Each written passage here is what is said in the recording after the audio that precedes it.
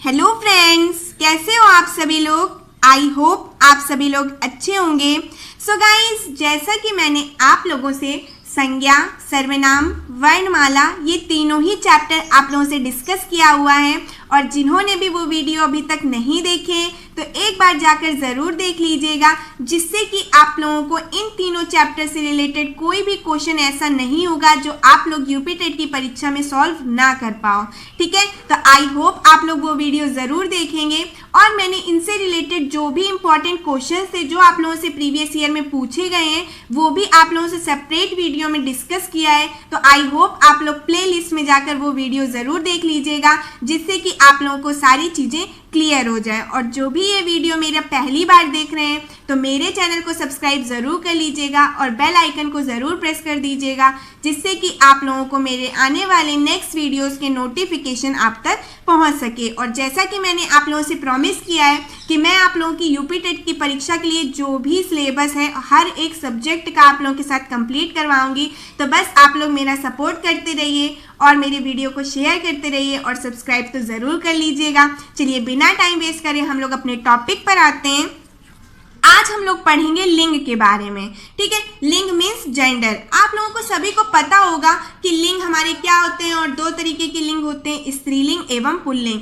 But आप लोगों से यूपी टेट की परीक्षा में इतना इजी क्वेश्चन भी नहीं पूछा जाएगा कि आप तुरंत देख करके पहचान लो कि वो स्त्रीलिंग है या फिर पुल्लिंग है। तो इस वीडियो के लास्ट में मैं आप लोगों को ऐसी ट्रिक बताऊंगी जिससे कि आप लोग तुरंत ही फ्यू सेकेंड के अंदर पहचान लोगे, चाहे जितने भी टफ क्वेश्चन क्यों ना आपसे पूछा जाए, कितना भी टफ वर्ड क्यों ना दिया जाए, आप लोग तुरंत पहचान लोगे कि वो स्त्रीलिंग है या फिर पुल्लिंग है। तो लास्ट तक वीडियो जरूर देखिएगा और पसंद आए तो लाइक करके जरूर जाइएगा। चलिए स्टार्ट करते हैं हम लोग। सबसे पहले देख लेते हैं परिभाषा।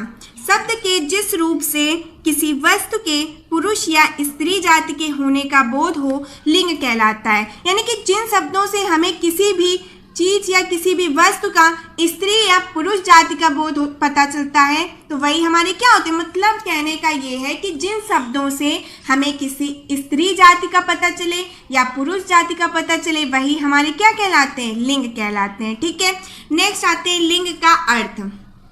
चिन्ह अथवा निशान। लिंग का अर्थ क्या होता है, चिन्ह अथवा निशान। इसको भी आप लोग नोट कर लीजिएगा क्योंकि कभी कभी ये क्वेश्चन भी आपसे पूछ लिया जाता है। और एक चीज गाइस, नोट्स जरूर बनाते चलिएगा, जिससे कि आप लोग एक बार भी कॉपी उठा करके देख लोगे तो आप लोगों को सारी ही चीजें क्लियर हो जाएंगी। ठीक है, चलिए आगे बढ़ते हैं हम लोग। लिंग के भेद। लिंग के दो भेद होते हैं, स्त्रीलिंग एवं पुल्लिंग। ठीक है, तो अब हम लोग देख लेते हैं कि स्त्रीलिंग क्या है और पुल्लिंग क्या है और क्या ऐसी चीजें, क्या ट्रिक मैं आप लोगों को बताने वाली हूँ जिससे कि आप लोगों को कुछ भी लर्न करने की जरूरत नहीं पड़ेगी।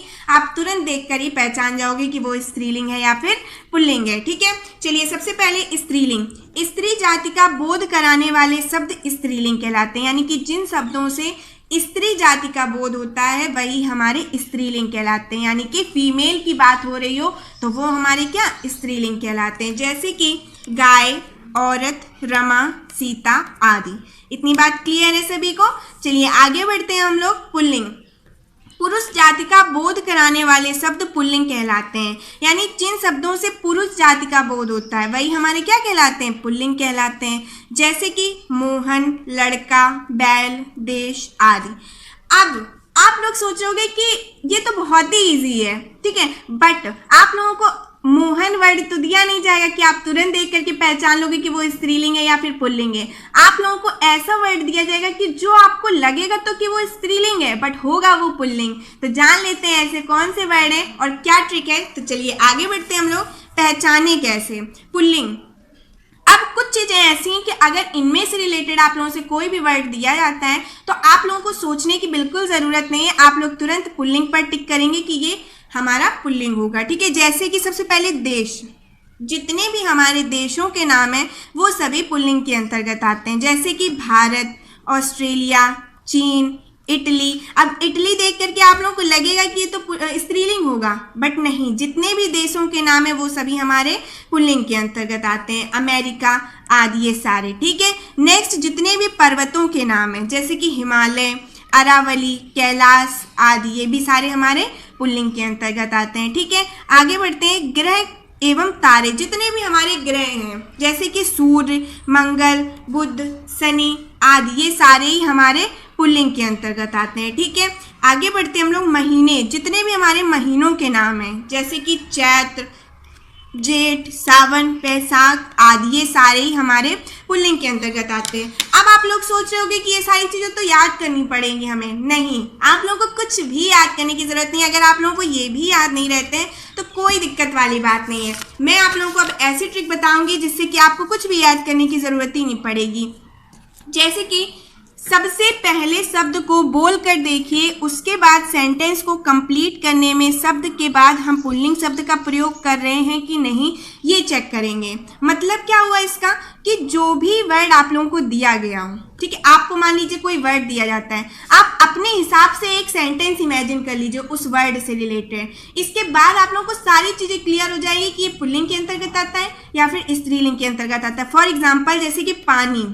अब आप लोग जब पानी वर्ड देखोगे तो आपको लगेगा ये तो स्त्रीलिंग के अंतर्गत आ रहा है, बट नहीं। देखिए, पानी पिया जाता है, पानी पी जाती, ये तो गलत सेंटेंस। हम क्या बोलते हैं, पानी पिया जाता है, तो यानी जाता है आ रहा है ना, यानी कि क्या हो जाएगा, हमारा पुल्लिंग हो जाएगा। ठीक है, पानी पी जाती है ये तो नहीं बोलते हैं ना हम लोग। इतनी बात क्लियर है सभी को।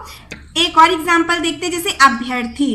अभ्यर्थी आया था, ये तो नहीं बोलते कि अभ्यर्थी आई थी, तो आप लोग तुरंत ही आया था देख करके समझ जाओगे कि ये हमारा किसके अंतर्गत आएगा, पुल्लिंग के अंतर्गत आएगा। आई होप आप लोगों को समझ में आया होगा और ये ट्रिक आप लोगों को पसंद भी आई होगी। आप कोई भी वर्ड हो यही ट्रिक अपनाइए, आप तुरंत पहचान जाओगे कि वो पुल्लिंग है या फिर स्त्रीलिंग है। ठीक है, तो चलिए आगे बढ़ते हैं, हम लोग स्त्रीलिंग की बात कर लेते हैं। स्त्रीलिंग के अंतर्गत कुछ चीजें हैं, जैसे नदी।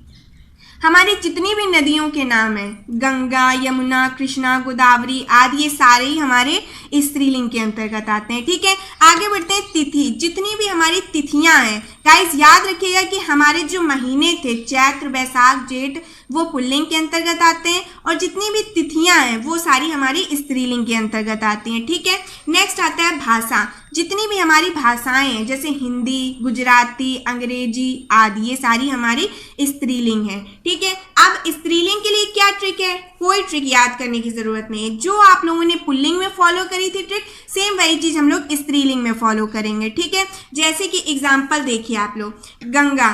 गंगा नदी बहती है, गंगा नदी बहता है। क्या आपने कभी सुना है कोई कहता है कि गंगा नदी बहता है? नहीं सुना ना। क्या बोलते हैं हम लोग, गंगा नदी बहती है, तो ये हमारा करेक्ट हो जाएगा। तो जब बहती है आ गया, यानी कि गंगा हमारे क्या हो जाएगी, स्त्रीलिंग हो जाएगी। नेक्स्ट जैसे कि हिंदी। हिंदी पढ़ी जाती है। क्या किसी ने कहा है कि हिंदी पढ़ा जाता है? कहते हो क्या आप लोग? नहीं कहते ना। तो हम क्या बोलते हैं, हिंदी पढ़ी जाती है, तो ये भी हमारे क्या हो जाएगा, स्त्रीलिंग के अंतर्गत आ जाएगा। आई होप आप लोगों को ट्रिक पसंद आई होगी और अगर ये वीडियो पसंद आ रहा हो तो लाइक करके जरूर जाइएगा।